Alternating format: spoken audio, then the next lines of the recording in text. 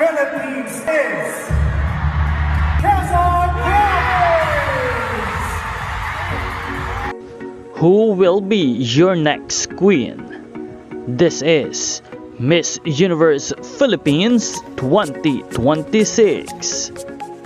Subscribe.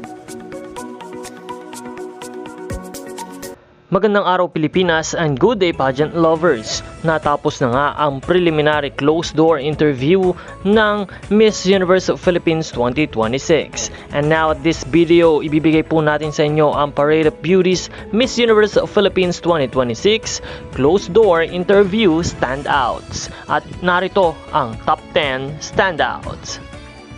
At number 10, napili si Miss Universe Philippines Baguio City. Number 9, Miss Universe Philippines Mountain Province. Number 8 naman si Miss Universe Philippines Tandag City. Number 7 si Miss Universe Philippines Cebu City. At sa ika-6 na pwesto inilagay si Miss Universe Philippines Tacloban. Narito naman ang top 5 na pinili ng Parade of Beauty for the Miss Universe Philippines standout sa preliminary closed-door interview. At number 5, we have Miss Universe Philippines Sultan Kudarat. Number 4, Miss Universe Philippines Manila.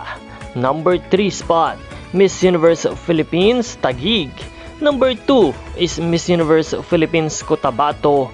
And leading at nangunguna si Miss Universe Philippines La Union.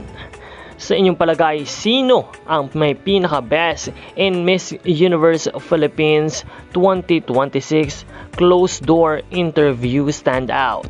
Just comment down below at syempre wag nating kalimutan na mag-subscribe para sa mga bagong updates dito lamang sa Miss Universe Philippines competition. Maraming salamat sa panonood at magkita tayo muli sa susunod na video.